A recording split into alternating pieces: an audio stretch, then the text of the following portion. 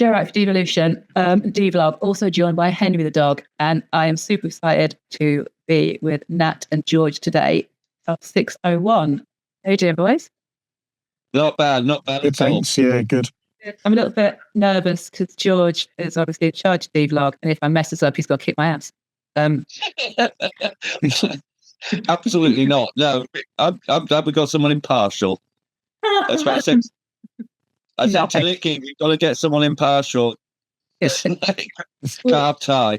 So, tie? Yes. Trifling character. Oh my god. So yeah, you say impartial, but actually I've listened to your new album, which is called Gentlemen, We're Not the Same. We're not the same, yes. Yeah. Really, really love it. Actually. Thank you. I'm gonna struggle to be impartial because for all the hard, that heavy, loud goth stuff I listened to, it took me actually right back. I hear Massive Attack, I hear 808 State, you got a bit of old school rave in there, all these things. So first question, gentlemen, because I'm not a bad journalist, but I cannot describe your sound. So please describe 601 sound, and I'll wait. Well, thank you for name checking those groups for a start. They're definitely people we're fans of. Yeah. It's rooted in the 90s because that's when we started. We started in 93. Yeah. I wasn't born then. But it's the sum of its parts, basically. Nat and I, when we came to doing this record, we decided to make the record we wanted to hear. So it would be made up of all the component things that we've learned and heard over the last 30 years. And we wanted to... Years. God. Yeah. And that was the only sort of rule on this record is to make the record we wanted to hear. So there is going to be some breakbeat in there because we're exclusively a breakbeat act for a long time. Okay. Prior to that, we did ambient techno on the first record. And then that I've been in jungle sound systems. And that's, yeah. I always had a heavy techno influence. I'll let Nat take it from here. I do hear that jungle though as well. Actually, yeah, you mentioned that. God, yeah. No, it's just all the influences that we've ever taken on board, I think, and just trying to fit it all together into one kind of cohesive sound. Yeah. That's it. Yeah, you've got quite a pedigree as well, haven't you? You've been you've done a DJ set at Glastonbury. Yeah, we played the Common at Glastonbury in 2015. Yeah. Saturday night at midnight, it was one for the ages. I don't think we've ever topped it. No. Well, maybe I've never had another gig where you can press a button and make fire come out of the roof. Put it that way. We had pyro. That was incredible. First and only time we've had pyro. Do you expect that all the time now? I love it. I'd love it. Anyone out there wants to give us pyro again, I'm all up for that. Yeah. Because you're saying the Glastonbury is a pretty big highlight, but also I know with Devolution Magazine and D-Blog, but you've just been reviewed in Kerrang as well. Yeah, 4Ks. So 16-year-old me, he was very happy about that. Because I'm a lifetime reader of Kerrang. So yeah, that's let me have that one. Yeah, absolutely. Did you expect this level of success? It's quite bewildering actually, because we rolled the dice on this record. We were just sort of let's just make what we want to hear. If no one likes it, at least we made something that we like. Yeah. And the fact that it's caught on and other people dig it and people like Kerrang dig it and stuff like that, it's all quite surreal. We're used to being in DJ Mag or whatever, but not Kerrang. Yes. Okay. So it's the music that you want to hear. Did you feel that you made it because you wanted to make music for other people to hear, or you just felt it had to come out of you? It's in my head. I need to put it somewhere. Well, Nat, do you want to answer this? Yeah, absolutely. Obviously it's a collaboration between me and George, everything. So we're bringing different things. We have different skill sets, kind of yin and yang almost. But it does work and comes together. We're quite different people. I'm quite quiet and retiring, and George is anything but. But yeah, it's the record we wanted to make, and I think the idea is try and be like some of my favorite bands are kind of like they're a sound of one, like let's think for an example, The Prodigy. There's nothing that sounds like Prodigy. They're a genre of their own, and that's kind of what we were aiming for, is to make something that sounds like a lot of other things, but is unique in its, altogether, the composition. So, yeah. When did you Sorry, go on, George. It's in the title. I mean, the title, We're Not the Same. I mean, that's got multi reasons for it. I mean, we're not the same band we were, like, when we did our last record. Yeah. Collectively, everyone is not the same as we used to be.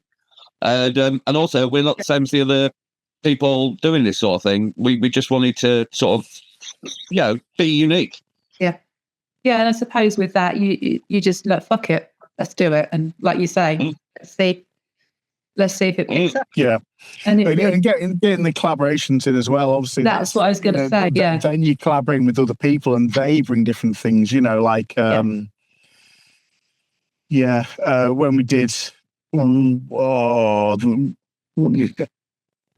which was the track where we got like 64 parts back, George? Harry Mothers. Yeah. So we were just expecting a guitar line, and instead we got 64 stems of various weird noises, and then listening to those weird noises, some which you'd sent and were mixed really low.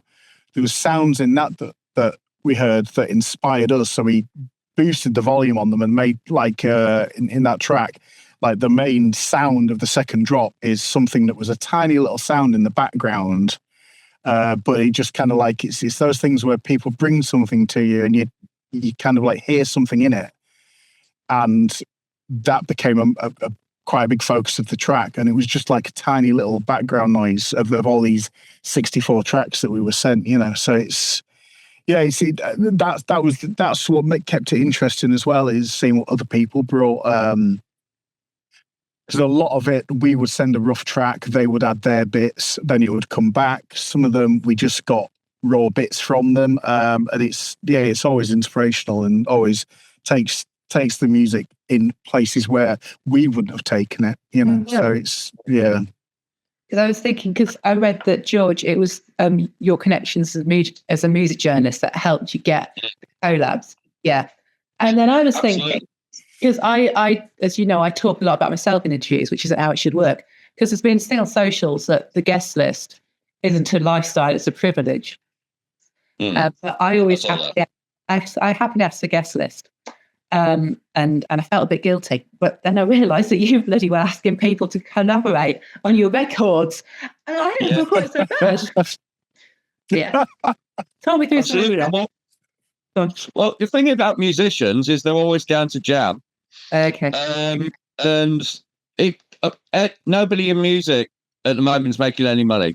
Like literally no one. Yeah, you're losing money. So if you just a lot of the people on the record I've interviewed like a few times, Tribe of Ghosts, Hidden Mothers, Dinner Celestial Birds. Dinner Celestial Birds are just mates. You know what I mean? And these bonds that you sometimes make in interviews, as you'll know yourself, Joe, sometimes you exchange Instagram details, you stay in touch. Not all the time, but on those rare occasions. And every single person on this record I regard as a friend now. Oh, that is lovely. Nice. Yeah, so it wasn't a stretch to ask them to play on the record, because we'd already had dialogue, we'd talked at festivals, we'd already, discussed ideas. So, but no Devolution, this album wouldn't sounded like it does. Yeah. I like Nicky giving me the chance to Devolution meant that I could, do these collaborations, and I'll always be doing the music journalism now because if nothing else, it's inspiring to talk to other musicians. That's what I do it for. You can't buy that sort of inspiration. I've talked to Buzz Osborne from the Melvins, or like Dave Yao from Jesus Lizard, or something like that. And then I can take all that and I hadn't thought about it that way, and then write something, with that inspiration. Yeah. Plus, another thing we did was we did some remixes for some of the bands, just kind of to prove what we do and what we can do. Yeah. And I think that gave people the confidence that we could do it justice, and also that, you know, it wasn't a million miles away out of their comfort zone or anything like that. Yeah, that's a good point. You proved you could do it. You've proved yourself. Yeah. Proof concept. Yeah, absolutely. Because so since 1993, you started. Can you believe how music has changed since then? Did you think when you started in 1993 on your old cassette tapes, you'd be? Well, the more it changes, the more it stays the same, as they say. The formats were different. We said this in a previous interview. 601 was a very punk rock sort of thing when we started. We had no idea what we were doing. It was the sound of youthful experimentation. We were using Amiga computers. I don't even know what MIDI was. Yeah. Recorded to videotape. We'd drive to record shops and do gigs in record shops with a massive pair of hi-fi speakers and an amplifier, and that was about it. And the Amiga and a portable colour telly. So it's always been with. Why have we got the telly? What's the telly doing? For the computer. It was probably my mum's. Yeah. just for the yeah, so we could see what the computer was doing. I see the telly for the younger viewers. Yeah. Those things are heavy. Yeah. Did you feel it in like primary school style in the video? I would have loved one of them trolleys, actually, yeah. So Slave Punk Rock back then, we got our first deal with Totem International through sending a demo tape to our local venue, which was the Duchess of York in Leeds. We got my God, Top 30 to be the Duchess of York. Yeah, we played there a few times back in the day. And I knew this would go off. This is so exciting. You go and just get along. But our first proper support was with Luke Guru, and Luke Guru took us on tour as a result of that gig, and we got signed the same night as well. And we'd only been together like as a full three pieces we were back then. Because Sam, we had a third member, Sam, who sadly is not in the band anymore because of health reasons and stuff. So we did that gig like about 6 months after becoming a fully formed band, and then all of a sudden we're off to the circus. Like we were away with Luke Guru, backstage at Megadog, all this sort of stuff. So that was the first phase of 601, and then the second phase came a few years later, and this, I believe, is the third. This is such a 90s story as well, isn't it? The fact that back then that would happen, or it did happen. Now, absolutely. Good luck with that. Yeah. Well, yeah. I mean, in the music industry, obviously, streaming's changed everything, and the lack of money.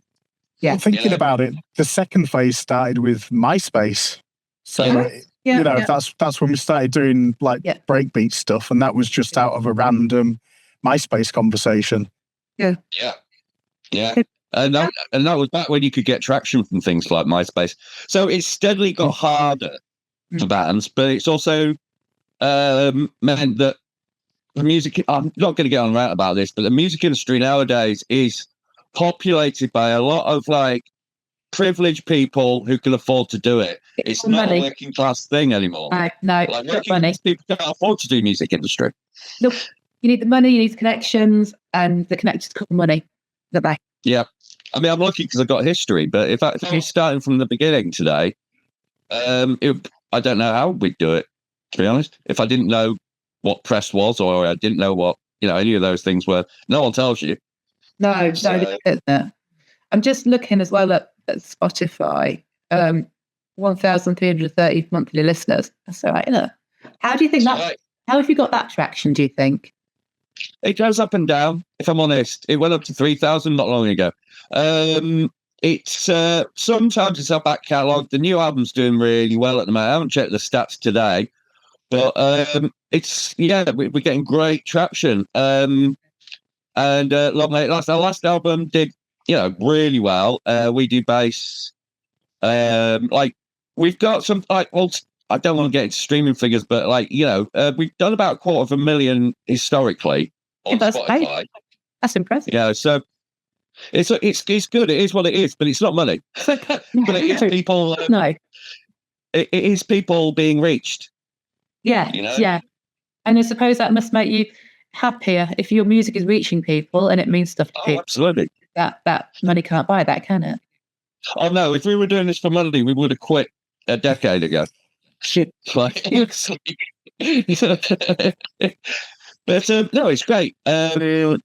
And opportunities keep coming in. Next year, hopefully, we'll have the live set ready. Yeah. Are we looking at gigs next year? Oh yeah. Oh god. Yeah. I'll gig after we finish this, actually. Really? In Sheffield. Yeah. We're playing in Sheffield with Hidden Mothers and Pleiades and Dinner Celestial Burst tonight. I feel I should have known that. Whoopsie. Well, we're DJ. It's a DJ set. That's why it just missed my radar, obviously. Yes. We're just doing DJ sets until the end of the year because we're getting a live set sorted. Okay, right. Okay, so just go back to the making of We Are Not the Same. I feel like I could listen to it for the rest of my life and hear a different sound or pick up something different. So that's a whole new topic of conversation. But equally, how the hell do you make something like that? How do you know when that song is finished? Does it not make your eye twitch? Because George tells me when it's finished. Does he? The way we work in the studio is possibly not the same as the way other people work in the studio, but it works for us, and we've been doing it for years. And Nat and I have almost got an unspoken language that has been you can only get through working with someone for 30 years. We kind of just know, and there is a sort of I'll sometimes, not all the time, I'll start off a tune. I'll send it to Nat. Nat does his bits, and then we reconvene and we do bits together. And then Nat mixes down. Nat always mixes down because Nat makes it sound big and fat. He's amazing at all those dynamics and everything that makes everyone want to bounce and party and everything. That's Nat. So that's like our dynamic. But we have become quite attuned to not over-egging the pudding. Okay. Now we know when it's finished. It's like we know what too much is, and we know what not enough is. Well, sometimes you can just strip things back to almost nothing, and it's perfect. But it's like we understand the dynamics of what makes a sound good. In that, if you go see Rage Against the Machine, say, show my age, because you don't go see Rage Against the Machine right now. Have you seen Rage Against the Machine? Show your age, have you seen Rage Against the Machine? No. Haven't you? No, I haven't. They're a white whale. I had tickets to go and see them with Run the Jewels in Edinburgh a couple of years ago, and then he broke his leg, and they cancelled all the gigs, and I was very sad. I've seen Audio Slave. That kind of counts. I've seen Rage Against the Machine. That's such a loaded question. I crowd surfed to Rage Against the Machine. I know, right? Got dropped.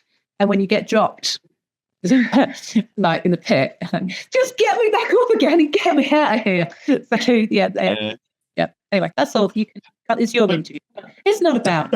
The point being is the dynamic there that's so heavy hitting and hits so many people is guitar, bass, drums, and vocals. Right, so you got 4 elements there. We don't really stray too far from the 4 elements. Okay. So it maybe not guitar, but you've got like a synth taking that place or whatever. Yep. We try and keep it so it's not maximal where you're getting hit by 100 things at once. So we know when it's the groove's there. We know when our heads are banging. Yeah. We know when it's there. That's all you have to with the groove. Just that natural something. Why not? Pricks up your ear. Well, yeah. You listen to it back, and we're very good at listening things back and go, no, that's wrong. Really? And go back and rework something. Just taking music on big, long walks. That's what I do. Yes. Yeah. Literally, you'll go walk music. Oh, yeah. Best way to listen to music, go for a walk with it. Is it, because you said walk, you've suddenly come alive? Oh, sorry about that, yeah. Okay. No, don't worry. So it really wasn't as intricate. It's an intricate process making We're Not the Same. but it's not as, you know, great. It was 4 years. 4 years it took to make it. That's a long time. Wow. Yeah, but it's spread out. But 4 years beginning to end. But that's a lot of that was with the collaborations. Send things off. We wait a while for them to come back, and then we have to send things backwards and forwards and play internet tennis a bit. But it all came together in the end. Yeah. But we knew when it was done. Do you always get along? Do we always get along? Yeah. Are you like? Do you want to answer this question? Yeah, go on. We are like brothers. Yes. Yeah, I think so. I've known George since, well, crikey. 8 years old. Since 8. about. Oh, did you meet at school? So I would have been 10. Yeah, so we went to primary school together. So I've known George for a long time, and we fall out occasionally, but it's it's in a good place. We split up for a little. Did you? Yeah. We split up for a bit, and it's entirely me. I got sucked into the whole sex, drugs, rock and roll, all that business, that cliche, and I've become that cliche person who's on a downward spiral, and Nat just didn't want to be around me, and with bloody good reason. I was an absolute nightmare back then. I'm quite honest about this, but then I got sober, long, like sort of a good road to recovery sort of thing, before I had the guts to even say to Nat, do you want to do this again? Yeah. Because it was, we did fall out, but rather than, I don't call it a fallout because I had no grounds to fall out on. I was completely in the wrong. I'd let addiction take hold of me. So, but I'm now, 5 years sober. I'm the happiest I've ever been, and the record kind of reflects that, and that's why I hear when this record I've always said is the sound of friendship to me. Yeah. That's what this album is to me. I said to Nat before we even released it, even if it bombs, it repaired our friendship. Yeah. And for that, it's always going to be priceless. Thank you. Nat, I went deep on that one. No, thank you for sharing that, George. I just want to touch about. Thank you for sharing about your struggle with addiction, because that's yeah. Well, thank you in a phrase. Well, no. I mean, to be honest, there's a lot of talk in rock and roll about how, people buy books to read about this stuff, and it's not nice. It's not glamorous. It's not. It's a selfish, horrible thing to get into, but it's in itself, it's a disease. And it was a disease that almost wrecked me, almost killed me. And I had to get back from it to make music again. And my main focus for getting to it was to make music again. Yeah. And I couldn't. I tried to do it alone a couple of times. It's boring. Yeah. And that's my brother. And we had to make this record. That's giving it a whole new dimension, isn't it? Now, music saved you. Definitely. And it saved me many times. I mean, that's how I got over addiction, because my new addiction was music. Well, wish I could go and jump with a hug. No, it's fine. I'm totally at ease with it. It doesn't upset me at all. But what upsets me is that I almost lost it all. But what makes me so happy is that I've been able to mend it all. I feel quite proud of that. But I don't feel proud of the situation I got myself in the first place.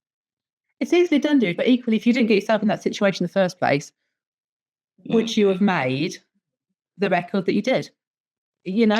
So everything. Are we going to? Does everything ever be? Does the universe? I would have hoped there was an easier way to make it. I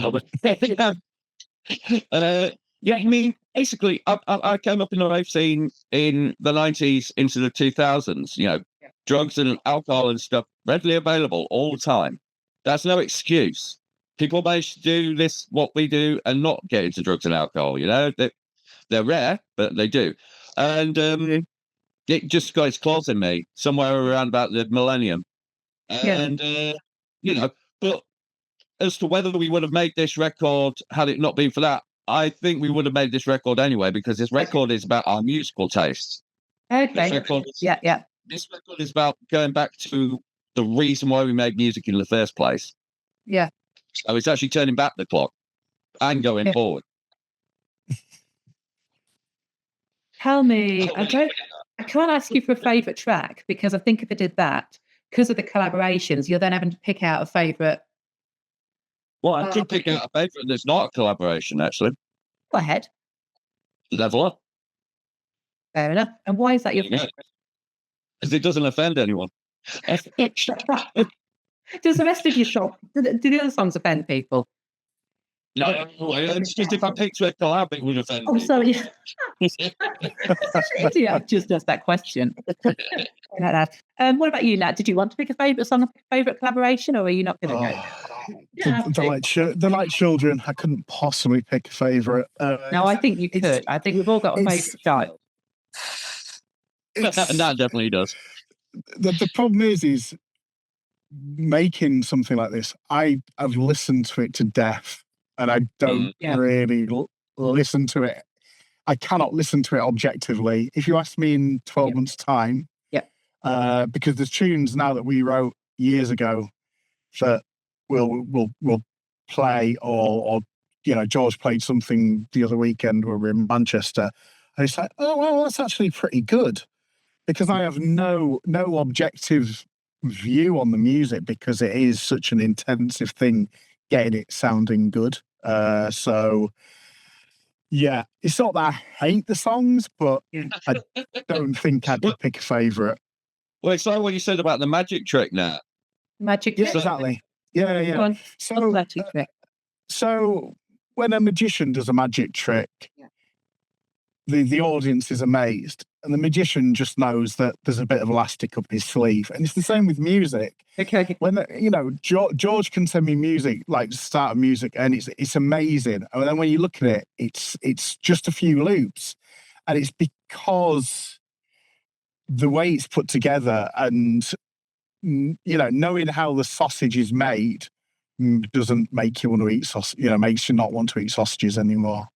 Yeah, but it's looking at, I'm always looking at our tunes with that kind of behind the scenes kind of view of, I can hear everything still I think is still wrong with it, and things like that. Okay. So, it's tricky. It's hard when you write it to not see your computer screen in your head. Yeah. Like the software that we use and stuff like that. I mean, I'm not. Let's not get started on that. No, I'm not trying to put it down there. I'm incredibly proud of the record and how it's turned out, and it does sound. I'm really happy with how it sounds. So, yeah, you should be. I don't know. Put questions that I'm not going to ask. So one of the things was, for God's sake, don't get started on software because I can't. Oh no. No.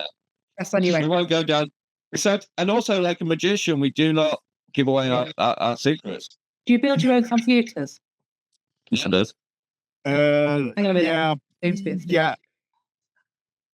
You build your own computer? Yeah, I build my own computers. I build synthesizer bits, like modular synthesizer modules and things like that. So yeah, I'm pretty. Did you use them on the album as well? Yeah. You took it right back to the old school, didn't you? Building your own. Yeah. They built my stuff.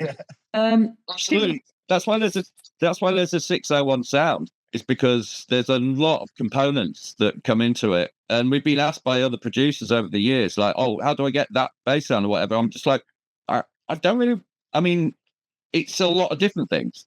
Yeah. Tons of little different things that you probably won't have because that builds things and stuff, Absolutely. So, tell me, two things. Where does the name come from, please, first of all? Right. Please, my time again. If you wouldn't have that name. If I could look, first start, it came in an era before Google. It came in an era before, the internet. Before the internet, pretty much. Yeah. So, 601, if I was going to call the band anything, it wouldn't be a number because it's almost impossible to search for. Yeah, I see. I understand. As I understood it, this came from a discussion when I was out skateboarding, when a friend of mine said, police radio in America? Yeah. And they said, we've got a 187 means a murder. Right. And he said, 601 means information overload. So if someone's had a breakdown, a mental episode, because there's too much information gone in their head. Yeah. which I thought was cool, and we took it. That is a really good name. I'm sorry. What I didn't realize at the time is later on in life I would be diagnosed as ADHD, which that must have resonated with me for some reason. Yeah. Also, it's area code for some part of America, which again we wouldn't have picked it if we'd known that. Because there's a load of rap bands that come out of that area called 601 Boys or whatever, and there's several other bands called 601. But we were the first. And your intentions were really good because that's actually a really fitting name for you guys. When we first started, it was too much information when we first started. Learning everything.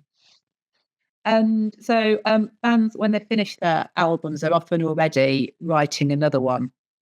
Mm-hmm. Can you dare to do that? Can you do that? Or you're like, no, let's just have a rest from it. Yes. I'm 4 ideas deep into the next one. Wow. Currently. Yeah.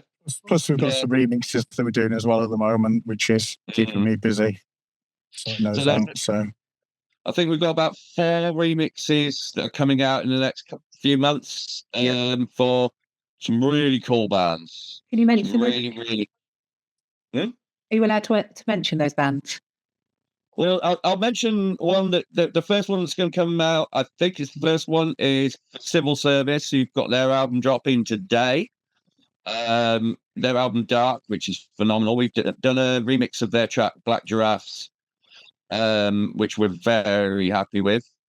And then there's a bunch of really cool ones. I don't know if I can announce yet. Well, you can edit it on if you can. I'd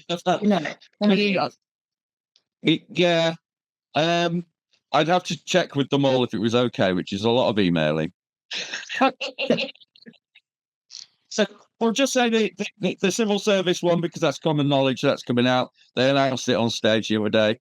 So, that's the one I can talk about. Thank you guys. Really genuinely so happy.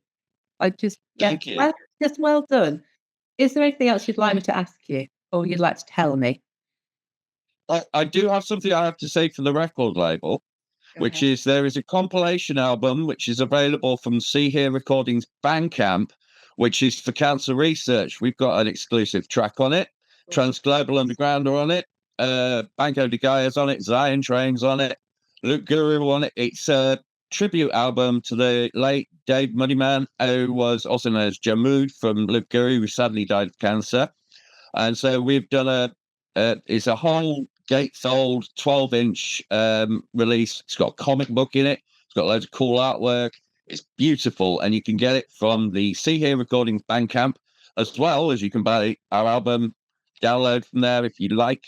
We're going to have a lot of little special bits go up for Bandcamp Friday soon, so keep an eye out for that. So that's the label stuff gone. So Thomas will be happy with me. And we're at, well, this would be too late, but I'm doing Sheffield tonight. I'm in Cambridge. Doing Cambridge on the 19th, I believe, of December. That's a doctor's appointment, sorry. 20th of December. The 20th of December. What about you? 20th of December in Cambridge. And 27th December, possibly Hebden Bridge, but I haven't even told Nat that yet. So... Nat, you've been Hebden Bridge on the 27th of... Okay, right, fine. Yeah. Possibly. So happy, genuinely. Well done, boys. Well done. It's such a good album. Yeah. That's what I'm going to do. And I'm going to just end the recording, but don't go. But yeah, thank you guys so much, Nat and George. All the best. Thank you very much. And we'll speak to you soon. Thank you.